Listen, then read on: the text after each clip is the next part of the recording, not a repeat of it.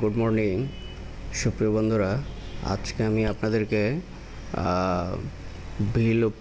VLOOKUP ফাংশনের অ্যাডভান্সটা দেখাবো। সেটা হচ্ছে আমরা ভিলুকআপ ফাংশনের মাধ্যমে কিভাবে ভিলুকআপ ফাংশনের সাথে ম্যাচ ফাংশন ইউজ করে আমি টোটাল টেবিলের টোটাল ডাটাকে নিয়ে আসতে পারি। নর্মাল হচ্ছে ভিলুকআপ ফাংশনের আগে বেসিক যেটা দেখিয়েছিলাম আমি, সেটা হচ্ছে যে একটা কলামের ডাটাগুলো ক্রস ম্যাচ করে সে নিয়ে আসে, কিন্তু ম্যাচ ফাংশন ইউজ করলে আমার টোটাল টেবিলের যে ডাটাগুলো আছে সেগুলো নিয়ে আসবে। সেটাই আমি আপনাদেরকে আজকে দেখাচ্ছি। তাহলে আমি শুরু করছি। ফার্স্ট হচ্ছে ভিলুকআপ।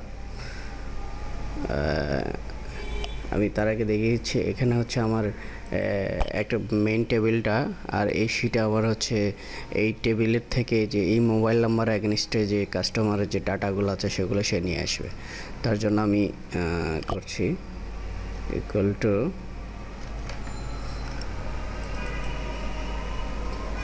Lookup value. কোন ভ্যালুটাকে লুকআপ করব সেটা ক্লিক করলাম, তারপরে F4 চাপ দিলাম, দিয়ে আমি লেফটেরটা ফিক্সড করে দেব, স্পেস কমা, তারপর হচ্ছে টেবিলের এটা দিলাম, সেটা পুরোটা সিলেক্ট করে কন্ট্রোল শিফট ডাউন আর দিয়ে ফুল টেবিলটা সিলেক্ট করলাম আমি। তারপর আবার F4 চাপলাম, চেপে আমি ডাটাটাকে ফিক্স করে দিলাম, কমা, দেন আমরা সেকেন্ড শিটে যাব। সেকেন্ড শিটে গিয়ে এখানে ম্যাচ ফাংশন ইউজ করব। তারপর হচ্ছে লুকআপ ভ্যালুতে আমি কোন ডাটার কোথা থেকে লুকআপ করবো আর কি ভ্যালুটা, তাহলে আমি ব্র্যান্ড মোবাইল যে সেকেন্ড কলামের থেকে লুকআপ ভ্যালুটা করব। তাহলে আমি সেকেন্ড কলামের যে হেডারের মধ্যে আছে হেডারে ক্লিক করি, ব্র্যান্ড মোবাইল হেডার যে কলামটা আছে সেখানে ক্লিক করলাম, করে এটাকে আবার F4 চেপে ফিক্স করে দিলাম।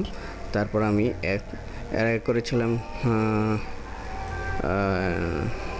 এখন আমি ব্যাক স্পেস দিয়ে রাইটটা ফিক্স করে দিই, সেটা চেপে কমা দিলাম, কমা দিয়ে আমরা এখন কি করব, লুকআপ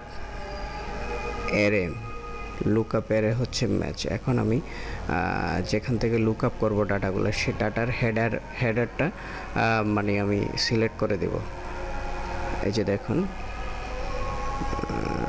এটার হেডারটা অনলি হেডলাইনটা আমি টান দিয়ে সিলেক্ট করে দিয়ে আবার F4 চাপলাম, কমা, তারপর 0 এক্সাক্ট ফিগারটা আসবে, এই জন্য আমি 0 দিলাম, ফার্স্ট ব্র্যাকেট ক্লোজ, আবার কমা, আবার first bracket close, enter press করলাম। এই যে দেখেন মোবাইল ব্র্যান্ড। এখন আমি যদি কিবোর্ডে কার্সর ধরে টান দিয়ে এভাবে ধরে নেই, জোন ওয়াইজ ফুল ডাটাটা চলে আসবে।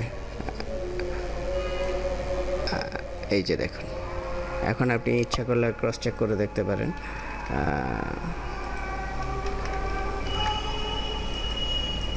স্যামসাং, তারপর হচ্ছে SM3137Z, স্যামসাং SM3137Z।